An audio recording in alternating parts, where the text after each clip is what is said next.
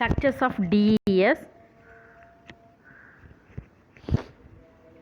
64-bit plain text that are given into the initial permutation IP. From round 1 to round 6 it uses 64-bit plain text. Here for secret key it uses 56-bit key. After completing the round 16, swap L and R halves. There is left side and right side halves are half values are swapped, and then inverse of IP. Finally we get 64-bit ciphertext. In encryption, each block is subjected to 16 rounds of substitutions and permutations, that is transpositions. Permutations act to diffuse data, substitutions that act to confuse data. This is the Shannon terminology. Each round that uses 48 bits from key called the subkey. Initial and final permutation appears that to be redundant. In decryption side, same process as encryption but with subkeys applied in reverse order. Feaster cipher, a cipher design pattern. Encryption that uses n rounds. Plain text is equal to L0, R0 for 1 less than equal to I less than equal to n. Here Li is equal to Ri minus 1, Ri is equal to Li minus 1, XOR of f of Ri minus 1 comma Ki. Here subkey is Ki derived from the key K. Ciphertext is equal to R base n comma L base n. Here we have to mind that note down the points that here both left and right sides only half values are swapped. In decryption, as encryption above, but subkey is applied in reverse order from n minus 1, n minus 2 up to n minus k. Here block size, large block size better, that is 128 bit or 256 bits blocks best. Key size, these days at least 128 bits more better. Example 192 or 256 bits. Number of rounds, typically at least 16 rounds needed. Round function f and subkey generation. It is designed to make cryptanalysis difficult. Round function f typically built from transpositions, substitutions, modular arithmetic.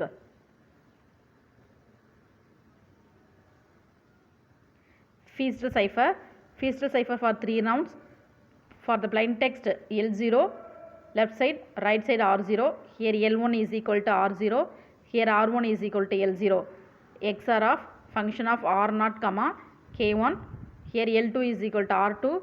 R2 is equal to L1. XOR of f of R1 comma K2. L3 is equal to R3. R3 is equal to L2. XOR of function of R2 comma K3. Finally we get left hand side R3. Right hand side L3 ciphertext. This is the ciphertext what we are get. This is an example that should also make clear why decryptions need to supply. Here key K3 is the first round, key K2 is the second round, and key K1 is the third round. Round of DES. This is the diagrammatical representation. In left side we are using 32 bit, right side also we are using 32 bit. Here E box we are using, so 48 plus 48 super keys, that is subkeys, we are using XOR. Finally we get 8 non-linear S boxes and P boxes. So this left side 32 bit given to the this XOR values. So left side we get 32 and then right side we get this 32 value, and this XOR value is the given taken from these key boxes. So totally it has a 56, but out of 56 we are only using the 48 subkeys. Key in 56, key out 56. So X is the XOR. And then the round of DES, the same process are using. In A round, left I is equal to right I minus 1, right I is equal to left I minus 1, XOR of Fi. Here Fi is equal to P dot S dot of E of right I minus 1 XOR subkey of I. This is an E box which has the 32 bits input and 48 bits output. Here E box that expands and permutates from 32 bits to 48 bits, changes order as well as repeating certain bits. It helps with an avalanche effect. This one is the S boxes which has the 48 bits input and get only the 38 bits output from S1 to S8. Here each S box takes 6 bits of input and produces 4 bits of output. S boxes give DES its security. Other boxes are linear and easier to analyze. S boxes are non-linear and much harder to analyze. S box of N. Here B1, B2, B3, B4, B5, B6 are the input. So result is equal to S box of N row into column. For the row B1 and B6, for the column we are getting from the values B2, B3, B4, B5. So finally we are getting R1, R2, R3 and R4. This is the result value. Each S box has its own substitutional table. Outer 2 bits select row, middle 4 bits select column of substitutional table. Entry gives new 4-bit value.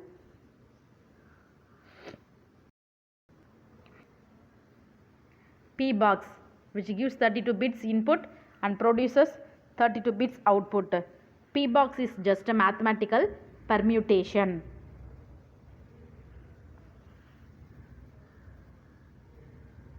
Key box determines subkeys. Rotate left 1 or 2 bits. The input is 28 bits. For the permutation, the 28 bits given to this and 48 bit is a subkey. Output we are getting 28 bits. So this is also 28 bits. Right and left hand side, rotate left 1 or 2 bits. So this 28 and both this 28 we are giving for this process permutation and compression. So finally we are getting 48 new input for key box. So at the ending we are getting 56 bits. So it is used for the determines subkeys. DES block cipher. Modes of usage. So far we saw how DES encrypts 164-bit block and how to encrypt general plain text messages and cut up plain text into 64 bits chunks. Practical question what we are using is, what about plain text that is not a multiple of 64 bits? The answer for the question is add bits, but in a way that is prescribed by the DES standard, that is to make plain text fit. Encrypting each block in isolation that may not be desirable. We now study different modes of using DES to encrypt sequences of 64-bit blocks. Practical aspect: if errors occur in encrypting one block, what other blocks will be affected by this error? This is an ECB, electronic code block. Here Cn is equal to E of k comma Pn, simplest operation mode of DES. Here no feedback between blocks. This one is used for short values, example keys, to prevent opponent building a code block. Identical blocks of plain text which gives identical ciphertext block. ECB easily parallelizable. No processing before a block is seen though. What if one bit of CA is changed and what if one bit is inserted or deleted into CA? So this one is the plain text. P1 after getting encryption, C1 we are getting like that, P2 like that, C1. This one is the plain text process, this one is the ciphertext process.